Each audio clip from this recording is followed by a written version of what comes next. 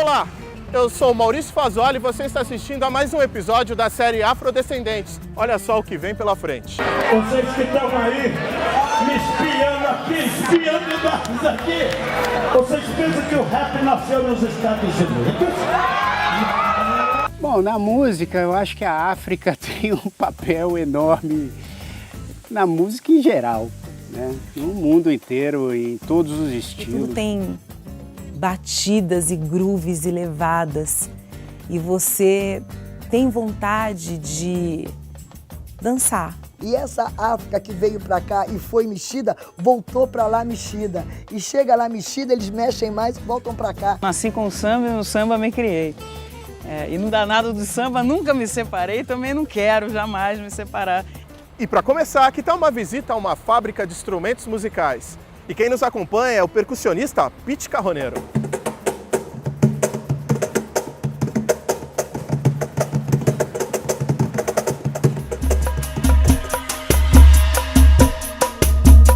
E quando eu comecei a mostrar o cajón aqui nas lojas e para as pessoas, as pessoas até me chamavam de engraxate. Pô, você é engraxate? Eu falava, não, é um instrumento, afro-peruano, tal. Foi que eu comecei a educar essa galera. Chega a madeira, tem que meter a mão, cortar a pecinha, fazer uma coisinha ou outra, né? Tira as pecinhas, faz as coisas pequenininhas, né? Ali a gente fura. Madeira corta, vem pra cá, ó. A gente deixa já tudo, as chapas já cortadinha, montadinha assim no esquema. Depois a gente pega e faz as peças, corta peça por peça, o que é fundo de peça. Eu correndo atrás, assim, viajando e correndo atrás, eu descobri que em todos os lugares, em algum momento, tocou-se caixote como um instrumento de percussão ou pela falta de um instrumento de percussão, né? A história original do cajón no Peru é justamente essa. Os negros foram proibidos de tocar tambor, os tambores com pele animal, porque os espanhóis sabiam dessa coisa da comunicação entre os negros e tal. Só que eles achavam que era o couro que fazia a comunicação. E não o código Morse, né? Não era a batida, e sim o couro. A negrada peruana, como a negrada de todo lugar, né? Todo escravo, todo negro escravizado teve que se virar, né?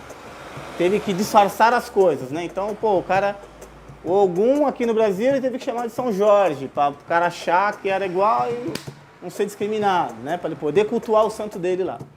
A mesma coisa os caras fizeram em todo lugar. Todo lugar. O negro fez a mesma coisa. Então, no Peru, os caras começaram a tocar as embalagens das caravelas. Caixa de vinho, caixa de bacalhau, fazendo o mesmo som que ele fazia no tambor. Só que para o espanhol, aquilo não era um tambor. Então, tornou-se um instrumento musical. Só que em todos os lugares, meio que isso aconteceu aqui na América Latina. Aqui no Brasil, aqui em São Paulo, olha que loucura. Aqui em São Paulo, ali onde hoje em dia é o Parque Dom Pedro, né? Ali antes era o Lago da Banana, já foi o Lago da Banana. Então, o que os caras faziam? Os caras jogavam catira, que é uma espécie de uma capoeira, né? Uma coisa estilizada, uma capoeira mais antiga, vamos dizer assim. E tocavam o quê? Tocavam caixote de banana. Era o tambor dos caras, os caras não tinham tambor. Na mesma época, um pouco mais pra cima, ali na Praça da Sé, os engraxates tocavam o sapato da galera e as caixas de engraxate. Por quê? Porque o cara não tinha grana para comprar instrumento. E o cara tinha a percussão nele, né? Todo mundo meio pretinho, todo mundo pobrinho, então o cara tinha que se virar. A história do cajón é muito legal, ela tem muito a ver com a história de uma resistência cultural negra, que é o que me interessa do cajón, né? É o que me interessa dessa história. Porque ele, em si só, ele é um símbolo de resistência. Ele é muito simples, mas ele é muito complexo nesse sentido, sabe? Ele é um símbolo de resistência. Negro na senzala, bateu sua caixa, deu viva, iaiá. Negro na senzala, bateu sua caixa, deu viva, ioiô. Viva, iaiá. Viva, ioiô. Viva Nossa Senhora, o cativeiro acabou. A gente trabalha bem no esquema de luthier ainda, bem fazendo um por um. Tudo feito à mão. Aqui é uma luthieria, né? A gente não tem uma pretensão assim de... A gente, claro que sempre que todo mundo quer crescer, todo empresário quer crescer e tal. Mas a gente gosta também de fazer a coisa bem feita. A gente tem uma Eu conheço muitos músicos, muitos percussionistas, desde quando eu comecei a fazer o instrumento, né? Então a gente prefere sempre trabalhar para essa galera, a gente trabalha para a galera que toca mesmo. A gente não tem uma linha de produção, né? Cada menino trabalha e faz as peças inteiriças assim, já deixa pronta para tocar. Em Cuba, por exemplo, na mesma época que o cajón, que existem os primeiros registros do cajón que vem do século XVIII, no Peru existem também registros em Cuba, que a mesma coisa aconteceu lá, né? A galera proibida de tocar tambor, começou a tocar caixote, que é mais ou menos isso aqui. Eles começaram a tocar caixote de vela, né? Maiores assim. E tocar como cubano, né? Só que aí 3 caras para tocar, para fazer uma polirritmia, um groove, né? Um fazendo... O outro só no... né? Durante as gravações dessa série, acompanhamos um show de Jair Rodrigues, pouco antes de sua morte. No palco, ele deixou claro a influência de sua música.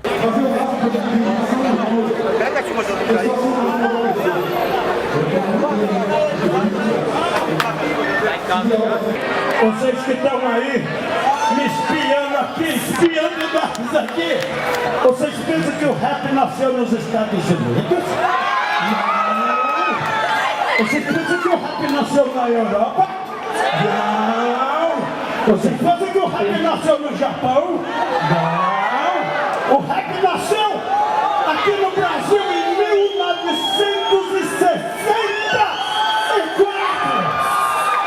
Assim, ó, vai!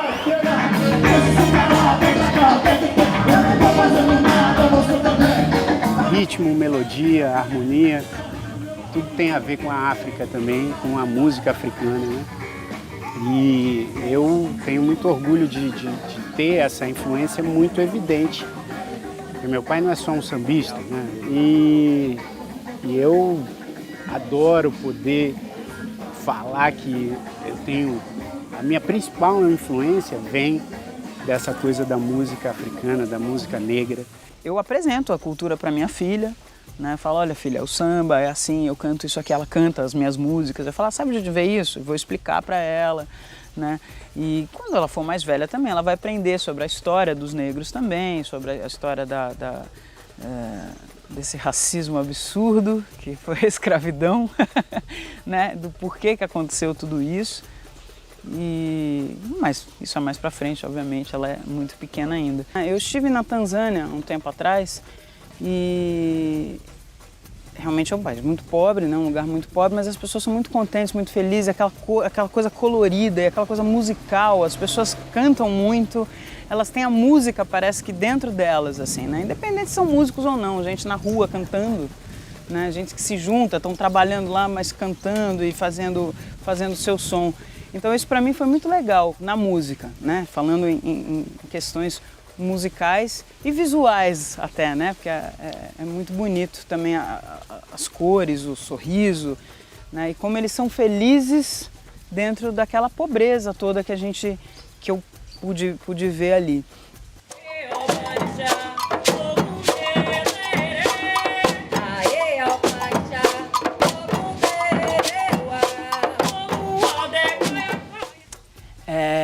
Mas a questão musical africana começa com samba, né? Que é o samba que era o samba, né? Na verdade, lá na África.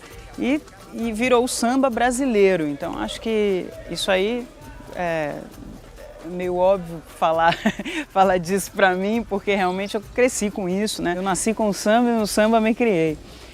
E no danado do samba nunca me separei, também não quero jamais me separar.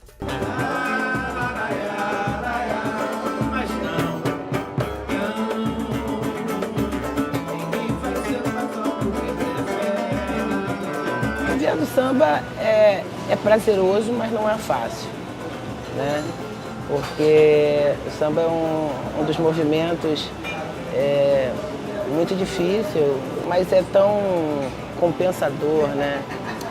Hoje eu acho que o samba já tem um lugar muito, muito especial e eu sempre preservo essa imagem, essa negritude que é minha, que é da nossa cultura. Então eu não gosto de fazer chapinha. Tudo veio da África, mas a música cubana, o samba, né, eu acho que são coisas mais latentes, assim, o hip hop. E é engraçado porque tudo tem batidas e grooves e levadas. E eu estava num trabalho totalmente que tinha uma pitada de samba, mas era muito mais soul.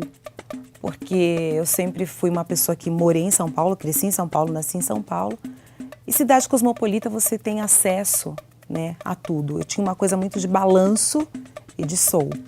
Mas eu não tinha o samba tão claro assim na minha vida. Então isso hoje é o que eu vivo, é quem eu sou, é o que eu quero pra mim.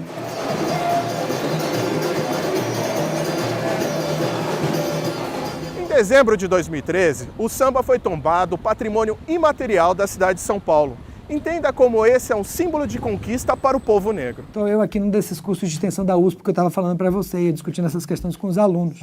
E de repente um jovem negro, né, se levanta para dar um depoimento, fazer uma coisa bem aberta, um diálogo, era um encontro só, né, que cada professor tem. E um rapaz vira e fala: eu sou estudante de letras aqui na USP.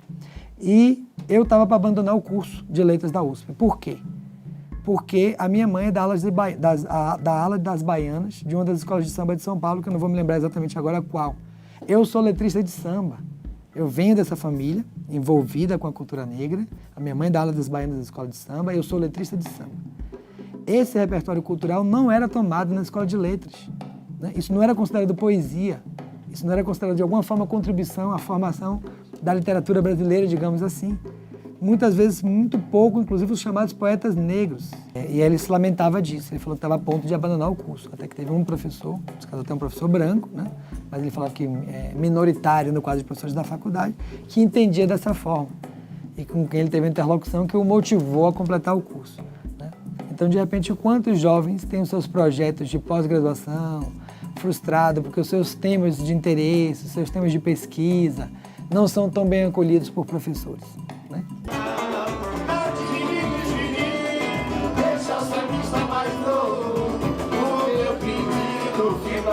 A gente vem vivendo um momento difícil, porque ainda tem essa discriminação velada muito na sociedade. E, por exemplo, eu gosto da música e gosto do samba, especialmente em função disso, porque eu acho que o samba agrega, é branco, é negro, é verde, é amarelo, mas eu acho que a gente não pode discriminar o samba da MPB, porque a MPB, o samba é isso, é MPB. Haja visto, a gente lembra Baden-Powell. Baden-Powell, com seus sambas afros, quer mais MPB do que isso. Não é simplesmente você, eu vou fazer isso para me dar bem. Não, você quer agregar, você quer somar, você quer misturar, miscigenar. É complicado, né? Assim, eu venho assim de uma geração que a gente se descobriu negro sendo xingado. Entende? Assim, você nasce e você vai crescendo, você convive com seus amiguinhos, tal, e você vai percebendo as discriminações, né? Então o cara que não te chama pra festinha de aniversário dele, é super seu amigo, mas daí na hora da festinha você não é chamado, você é o único que não é chamado. Aí acontece outra coisa, aí as menininhas não querem muito saber de você, de repente alguém um dia na sua vida fala: ah, você é preto, saco de piche, e um monte de outro nome, né? Te xingam de tudo quanto é nome, porque você é preto e tal, não sei o quê. E aí você se descobre preto. Foi assim comigo, por exemplo, né? E hoje, eu vejo a galera de hoje já tem mais essa consciência, né? De que é preto, de que é pobre, mas procura seus espaços, procura produzir cultura, procura estudar.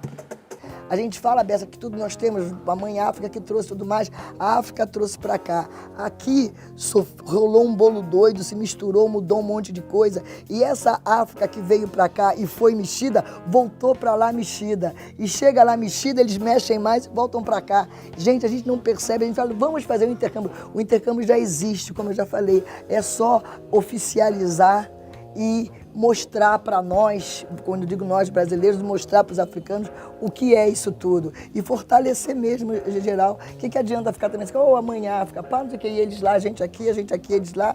Aí é palhaçada, bicho. Vamos juntar mesmo esse negócio. Uma das soluções seria realmente ter algo de, não digo de orgulho, mas uma história, sem ser só o navio negreiro, só o chicote, só a chibatada, só você foi inferior até, sabe, até 1888. Começar a pensar nisso. Muita coisa já evoluiu, né? Acho que os negros chegaram aqui como escravos, sem liberdade, sem direitos. Hoje em dia a gente já percebe que isso não, né? Na grande parte do Brasil isso já não acontece mais, apesar de ainda ter alguns lugares aí, né? Principalmente em regiões mais áridas aí do Brasil, que isso ainda acontece, que é uma tristeza. Mas assim, a gente percebe que nos grandes centros brasileiros, isso já não tem mais. Agora, tem uma série de outros problemas que a gente tem que resolver e tem que ajudar a resolver. Não pode ficar só esperando a resolução. A gente precisa ter a força de vontade também de participar na resolução dos problemas. Eu vejo um avanço assim, enorme, né, através da mídia também. Eu acho que a internet acaba funcionando como um elo de ligação muito maior entre as pessoas, né? Então eu acho que a internet vai ajudar muito a eliminar um monte de coisa aí e a gente se definir melhor como sociedade. Claro que isso vai levar um tempo absurdo, talvez eu não veja as mudanças que eu gostaria. Minha filha talvez não veja isso, mas eu acho que a gente vai caminhando aos poucos. O Brasil, cara, é muito louco, porque o Brasil ele é sempre aquele país que segue os outros, né? Sempre algo que dá certo lá fora, o Brasil acaba seguindo com uma certa distância. Acho que a gente precisava também da educação para ter atitudes mais positivas e com mais força, assim, né? Em relação às mudanças.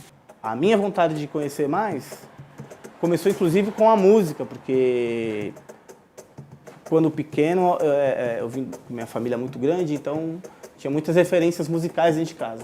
E meus irmãos mais velhos eram punks, e eu ouvia aquilo, eu gostava e tal, mas chegou uma época da vida que eu falei, mas isso não tem nada a ver comigo, sabe? Assim é legal e tal, mas o que é meu, sabe? O que é desse povo que dizem que eu sou? Já que eu não sou parte da sociedade comum, eu era visto assim, aqui nesse bairro, né? Eu sou desse bairro aqui, da Vila Guilherme de São Paulo. Então aqui na própria Vila Guilherme, um bairro de portugueses, assim, era super complicado há alguns anos atrás.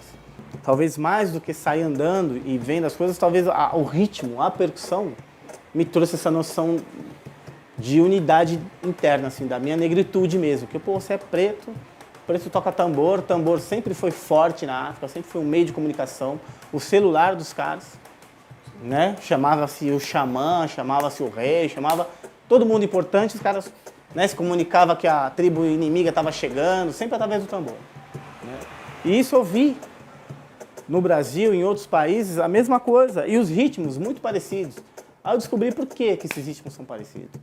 Porque eles vêm da mesma galera, entendeu? Do mesmo negro escravizado na África, trazido para a América Latina, só que com diferenças culturais locais, muda um pouco o sotaque de uma coisa ou outra.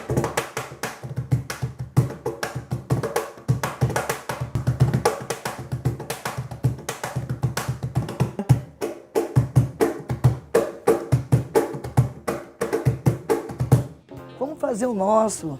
Não estou dizendo para não fazer, não. Vamos botar a mão em tudo quanto é lugar, vamos jogar a mão para o alto, vamos sair do chão, vamos botar a mão no joelho, vamos até o chão e voltar, não sei o quê. Mas na nossa, vamos fazer a nossa parada, vamos ostentar no nosso lance.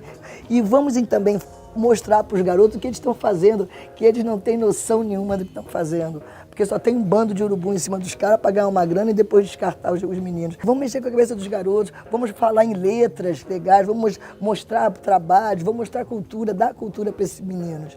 e meninas, né, também. E vocês vão ver que a volta, nossa senhora, vai ser maravilhosa. Vejo você no próximo episódio de Afrodescendentes. Até mais!